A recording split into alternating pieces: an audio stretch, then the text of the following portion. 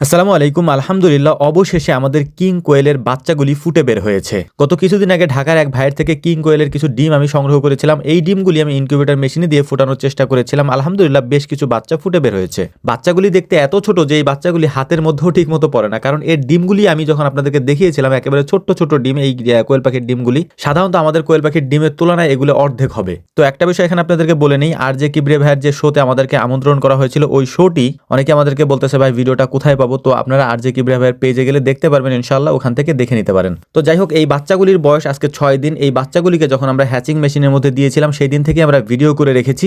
এরপরে মূলত ফোটার দিন ওদেরকে আমরা আলাদা একটা ব্রুডিং সিস্টেম করতেছিলাম, কারণ অল্প কিছু বাচ্চা ফুটেছে। এই বাচ্চাগুলোকে আলাদা একটা ব্রুডারের মধ্যে আমাদেরকে রাখতে হবে এবং আলাদা লাইটিং সিস্টেম করতে হবে। তো এখন যে বাক্সটা দেখতে পাচ্ছেন, এই বাক্সের মধ্যেই হচ্ছে এই বাচ্চাগুলিকে আমরা ব্রুডিং করব। তো এই বাক্সের নিচে আমরা দিয়েছি একটা পেপার, তার উপরে আমরা ধানের তুষ দিয়ে দিব, এর উপরে এই নরম কাপড়টা আমরা দিয়ে দিব, যাতে করে বাচ্চাগুলির নড়তে চড়তে সমস্যা না হয়। কারণ এই বাচ্চাগুলি এত ছোট, যেটা আসলে আমি ভিডিওতে হয়তো আপনাদেরকে বলে বুঝাইতে পারবো না যে কোয়েল পাখির বাচ্চা এত ছোট হয় নাকি, মানে এত ছোট বাচ্চা। তো আমার কাছে মনে হইতেছিল যে এই বাচ্চাগুলি সার্ভাইভ করবে কিভাবে, কারণ এত ছোট্ট বাচ্চা সার্ভাইভ করবে কিভাবে। আর তাছাড়া আমাদের এগুলো সম্পর্কে তেমন একটা আইডিয়াও ছিল না, অভিজ্ঞতাও ছিল না। এই কারণে 6-7 দিন পরে আমরা ভিডিও আপলোড করতেছি, কারণ এটাকে মানে আমরা সার্ভাইভ করাইতে পারবো কিনা এটা নিজেরা দেখার জন্যই মূলত কয়েকদিন পরে ভিডিওটা আপলোড করা। আমরা আগেই করে রেখেছিলাম, কিন্তু আমরা নিজের অভিজ্ঞতা অর্জন করার জন্য, কারণ হুট করে আপনাদেরকে একটা বিষয় বলে ফেললে বা ওই জিনিসটা যদি আপনারা করতে যান, সেক্ষেত্রে হয়তো আপনারা একটা বিড়ম্বনায় পড়তে পারেন। এই কারণে আমরা পরিপূর্ণ অভিজ্ঞতা অর্জন করে তারপর আপনাদেরকে জিনিসগুলো বলার চেষ্টা করি। তো যাই হোক, এই বাক্সের মধ্যে আমরা সুন্দর করে লাইটিং সিস্টেম সবকিছু কমপ্লিট করার পর একটা থার্মোমিটার দিয়ে দিব, যাতে করে তাপমাত্রাটা আমরা দেখতে পারি যে কত তাপমাত্রা থাকতেছে আর কি। এবং ছোট্ট একটা আমরা হচ্ছে যে বোতল দিয়ে দেবো। এই বোতলের মধ্যে হচ্ছে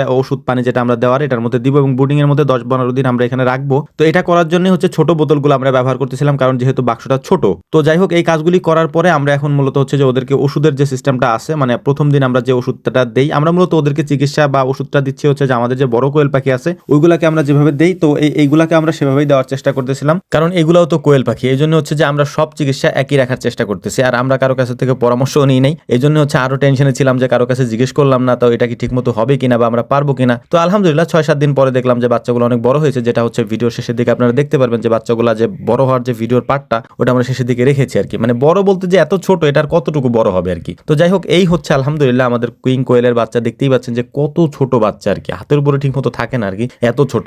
তো এই বাচ্চাগুলাকে আমরা এখন দিয়ে দিব হচ্ছে এই ব্রুডারের মধ্যে, মানে যেটা আমরা বানাইছি এটার মধ্যে দিয়ে দিব। এবং এটা তাপমাত্রা আমরা দেখে নিচ্ছি, আগে থেকেই তাপমাত্রাটা আমরা উঠাই নিচ্ছি, যাতে করে এগুলার সার্ভাইভ করতে কষ্ট না হয় আর কি। এর পাশে পানি দিচ্ছিলাম, যে পানির পাত্রটাও মানে ওদের মুখ পর্যন্ত যায় না, তারপরেও যেহেতু ওরা মানে এইভাবে সার্ভাইভ করে, তো ওরা দেখলাম যে খাইতেছে এবং আলহামদুলিল্লাহ সমস্ত বাচ্চাগুলোই সুস্থ ছিল এবং ভালো ছিল আর কি। তো এটা করার পরে এখন মূলত হচ্ছে যে এটা আমরা ঢেকে দিব, মানে এটা ঢাকনা দিয়ে একটু ঢেকে দিব, যেহেতু রাত্রেবেলা একটু শীত বেশি পড়ে, এই কারণে ঢাকনা দিয়ে আমরা আটকাই দিব এবং ওদেরকে আমরা এখন কিছু খাবার দিব আর কি। এক সাইড আটকাই দিয়ে তারপর আমরা একটু খাবার দেওয়ার চেষ্টা করব, মানে গুঁড়া খাবার, যেটা আমরা নারিশ প্রি স্টার্টার বলি, ওটাকে আমরা ব্যালেন্ডারে গুঁড়া করে তারপর ওদেরকে খাইতে দিতেছিলাম। তো ওরা দেখলাম যে মাশাআল্লাহ খুব ভালোই খাচ্ছিল আর কি, এটা দেখে ভালো লাগতেছিল খুব আর কি। তো যাই হোক, অনেকক্ষণ বসে বসে দেখলাম এগুলো। আর আপনারা দেখতে পাচ্ছেন যে ডিমগুলার সাইজ কত ছোট, মানে এত ছোট এসে, এটা আসলে আপনারা আগে যারা দেখছেন তারা তো জানেনই আর কি। তো আলহামদুলিল্লাহ এইটা হচ্ছে আমাদের ফাইনাল এখন 6 দিন বয়সের বাচ্চা। 6 দিনে ওদের সাইজ এতটুকু হয়েছে। আজকে হচ্ছে আমরা ওদের যে মানে আমরা পেপার বলি, তারপর হচ্ছে যে উপরে যে আমরা একটা কাপড় দিয়েছিলাম সেটা আমরা উঠাই নিব আজকে, এবং ওদেরকে তুষের উপরে থাকতে দিব, কারণ ওরা 6-7 দিন হয়ে গেছে, এখন তুষের উপর থাকতে পারবে আর কি। এবং এক সাইডে আমরা সুন্দর করে একটা পেপার দিয়ে তার উপরে ওদেরকে খাবার দিয়ে দিচ্ছিলাম, যাতে করে ওরা ওই সাইডের থেকে খাবারটা নিতে পারে আর কি। আর যেহেতু এখন ওরা বড় হয়ে গেছে, ওদের তাপ এতটা লাগে না। তো যাই হোক, আমাদের জন্য দোয়া করবেন এবং আমাদের খামারের জন্য দোয়া করবেন। আল্লাহ তাআলা যেন এতে বারাকা দান করেন। আসসালামু আলাইকুম ওয়া রাহমাতুল্লাহ।